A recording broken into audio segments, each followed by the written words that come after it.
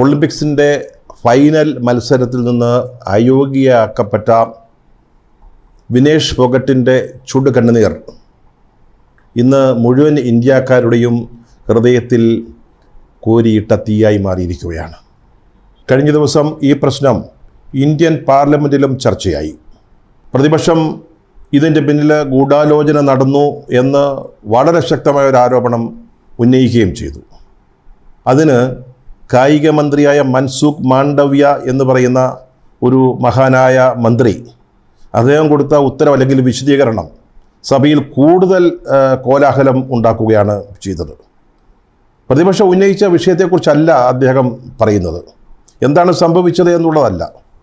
അതിനു പകരം ഒളിമ്പിക്സിൻ്റെ തയ്യാറെടുപ്പിനായി ഫോഗട്ടിന് 70.45 ലക്ഷം രൂപ ചെലവഴിച്ചു എന്ന കണക്ക് പറയാനാണ് മന്ത്രി ശ്രമിച്ചത്. അല്ലാതെ അവർക്ക് സംഭവിച്ച നൈരാശ്യത്തെക്കുറിച്ചല്ല. ഗവൺമെൻറ് ഇത്രയും തുക ഈ ഗുസ്തി താരത്തിനു വേണ്ടി ചെലവഴിച്ചിരുന്നു എന്ന് കണക്ക് പറഞ്ഞുറപ്പിക്കാനാണ് അദ്ദേഹം ശ്രമിച്ചത്.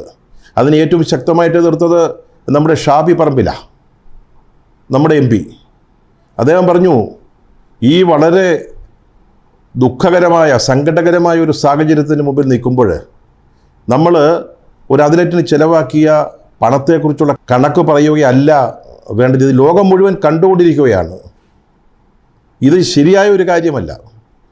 നിങ്ങൾ ഈ പണത്തിൻ്റെ കണക്ക് പറയുമ്പോൾ, ചെലവഴിച്ച തുകയുടെ കാര്യം പറയുമ്പോൾ, ഇത് BJP നേതാക്കളുടെ ഒന്നും വീട്ടിൽ നിന്ന് തറവാട്ടിൽ നിന്ന് കൊണ്ടൊന്നല്ല, ഇന്ത്യയുടെ പണമാണ്, ഇന്ത്യയിലെ ജനങ്ങളുടെ പണമാണ്. അതാണ് ഓർക്കേണ്ടത്. അല്ലാതെ ഇങ്ങനെ ഈ ചെലവഴിച്ച തുക പറയുന്നത്, അതിൻ്റെ കണക്ക് പറയുന്നത് ആ അത്ലറ്റിനോടുള്ള അവഹേളനമാണെന്ന് വളരെ ശക്തമായ ഭാഷയിൽ ഷാഫി പറമ്പിൽ സഭയിൽ, ലോക്സഭയിൽ പറഞ്ഞു. അതുപോലെ തന്നെ കങ്കണ റൗട്ട് എന്ന് പറയുന്ന BJP MP, ഹിന്ദി നടിയാണ്. അവർ ഫോഗട്ടിനെ പറ്റി പറഞ്ഞ് എന്താണെന്ന് ആരെങ്കിലും ശ്രദ്ധിച്ചോ? അതായത് മോദിക്കെതിരെ മുദ്രാവാക്യം മുഴക്കി പ്രക്ഷോഭത്തിനിറങ്ങിയ ഫോഗട്ടിനെ ഇന്ത്യ ഒളിമ്പിക്സിന് അയച്ചു. വിനേഷ് ഫോഗട്ടിനെ പോലുള്ളൊരു അത്ലറ്റ്, അവർ എല്ലാ യോഗ്യതാ മത്സരങ്ങളിലും വിജയിച്ച് ഒളിമ്പിക്സിന് പോകാനുള്ള അർഹത നേടുമ്പോൾ അവരെ ഒളിമ്പിക്സിന് അയച്ചത് ഏതെങ്കിലും ഒരു പ്രധാനമന്ത്രിയുടെയോ സർക്കാരിൻ്റെ ഔദാര്യമാണ്. എന്നിട്ടും ഞങ്ങൾ അയച്ചെന്ന്, അതായത് മോദിക്കെതിരെ മുദ്രാവാക്യം മുഴക്കിക്കൊണ്ട് പ്രക്ഷോഭത്തിനിറങ്ങിയ ഫോഗട്ടിനെ എന്നിട്ടും ഞങ്ങൾ ഒളിമ്പിക്സിന് അയച്ചെന്ന് BJPയുടെ വലിയ ഔദാര്യം, അല്ലെങ്കിൽ സർക്കാരിൻ്റെ വലിയൊരു ഔദാര്യം കങ്കണ റൗട്ട് പറഞ്ഞതാ. അപ്പം ഇതൊക്കെ കേൾക്കുമ്പോൾ ഈ ഗൂഢാലോചന അല്ലെങ്കിൽ അട്ടിമറി എന്നൊക്കെയുള്ളൊരു സംശയം ബലപ്പെടുകയാണ്. നമുക്കറിയാമല്ലോ, റെസ്ലിംഗ് ഫെഡറേഷൻ ഓഫ് ഇന്ത്യയുടെ പ്രസിഡൻ്റായിരുന്ന ബ്രിജ്ഭൂഷൺ ശരൺ സിംഗിനെതിരെ ശക്തമായ പോരാട്ടത്തിന് നേതൃത്വം കൊടുത്ത ആളാണ് വിനേഷ് ഫോഗട്ട് എന്ന് പറയുന്നത്. ധാരാളം അന്താരാഷ്ട്ര മത്സരങ്ങളിൽ പങ്കെടുത്ത് ഇന്ത്യക്ക് വേണ്ടി ബഹുമതികൾ നേടിയിട്ടുള്ള നിരവധി ഗുസ്തി താരങ്ങൾ ഡൽഹിയിൽ സമരത്തിനിറങ്ങിയപ്പോൾ, തെരുവിലിറങ്ങിയപ്പോൾ അതിലൊരാൾ ഫോഗട്ടായിരുന്നു. എന്തുകൊണ്ടായിരുന്നു ആ സമരം?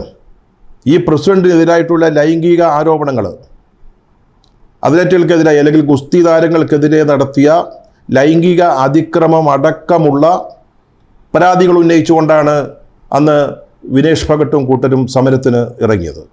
ഈ സമരത്തിൻ്റെ ഭാഗമായിട്ട് അവർ തെരുവിൽ കിടന്നു, ജന്തർ മന്ദിറിൽ സമരം നടത്തി, പോലീസ് അവരെ അറസ്റ്റ് ചെയ്തു. അവസാനം ഇന്ത്യക്ക് വേണ്ടി ഇവർ നേടിയ മെഡലുകൾ ഇന്ത്യ ഗേറ്റിൽ ഉപേക്ഷിച്ചിട്ട് പോകേണ്ട സാഹചര്യം പോലും ഉണ്ടായി. ഇത് ബ്രിജ്ഭൂഷണെതിരായി മാത്രമുള്ള ഒരു സമരമായിരുന്നില്ല.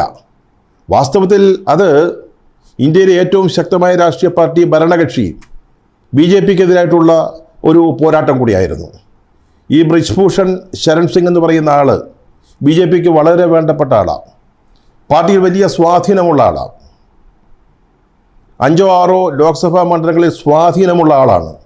അതുകൊണ്ട് തന്നെ BJP ബ്രിജ്ഭൂഷൺ അനുകൂലമായിട്ടാണ് നിന്നത്. അയാൾക്കെതിരെ ശക്തമായിട്ടുള്ള നടപടികൾ എടുക്കാൻ തയ്യാറായില്ല. ഏറ്റവും അവസാനം അദ്ദേഹത്തെ പ്രസിഡന്റ് സ്ഥാനത്ത് നിന്ന് മാറ്റിയെന്നുള്ളത് ശരിയാണ്. പക്ഷേ ആ സമരത്തിൽ ഉടനീളം BJP ഭരണകക്ഷി ഈ സമരത്തിനെതിരായിട്ടുള്ള ഗുസ്തി താരങ്ങൾക്കെതിരായിട്ട് ബ്രജ്ഭൂഷണ് അനുകൂലമായിട്ടുള്ളൊരു നിലപാടാണ് എടുത്തിരുന്നത്. അന്ന് രാഹുൽ ഗാന്ധിയാണ് ഈ ഗുസ്തി താരങ്ങളെ പരസ്യമായി പിന്തുണച്ചത്. വിനേഷ് ഫോഗട്ട് ഫൈനലിൽ എത്തിയ ദിവസം രാഹുൽ ഗാന്ധി പോസ്റ്റ് ചെയ്ത വളരെ വികാരഭരിതമായൊരു പോസ്റ്റുണ്ട് ഈ കാര്യങ്ങളൊക്കെ ഓർമ്മിപ്പിച്ചുകൊണ്ട്. ഈ ചവിട്ടിമെതിക്കലിനെ ഒക്കെ അതിജീവിച്ചുകൊണ്ടാണ് ഫോഗട്ട് ഇന്ത്യയുടെ അഭിമാനം ഉയർത്തിയത് എന്ന് പറഞ്ഞുകൊണ്ട് രാഹുൽ ഗാന്ധി ഒരു സോഷ്യൽ മീഡിയ പോസ്റ്റ് ഇട്ടിരുന്നു. വിനേഷ് ഫോഗട്ടിനെ അയോഗ്യ ആക്കിയതുപോലെ ഹൃദയഭേദകമായ ഒന്നാണ് അവർ റെസ്ലിങ്ങിൽ നിന്ന് വിരമിക്കുന്നു എന്ന പ്രഖ്യാപനം. അവർ പറയുന്നത്, എനിക്ക് പോരാടാനുള്ള ശക്തി ഇല്ലാതായിരിക്കുന്നു, ഞാനിനി വിരമിക്കുകയാണ്. അതൊരു പക്ഷേ ഒരു വികാരപരമായ പ്രസ്താവനയാവട്ടെ എന്ന് നമുക്ക് പ്രാർത്ഥിക്കാം. അവരുടെ വിരമിക്കൽ സംഭവിക്കരുത് എന്ന് നമുക്ക് പ്രാർത്ഥിക്കാം. കാരണം ഒരു രാജ്യം മുഴുവൻ അവരോട് കൂടെയുണ്ട്. വിനേഷ് ഫോഗട്ട് ഇനിയും പൊരുതണം. വിനേഷ്, ഞങ്ങൾ നിന്നെ സ്നേഹിക്കുന്നു.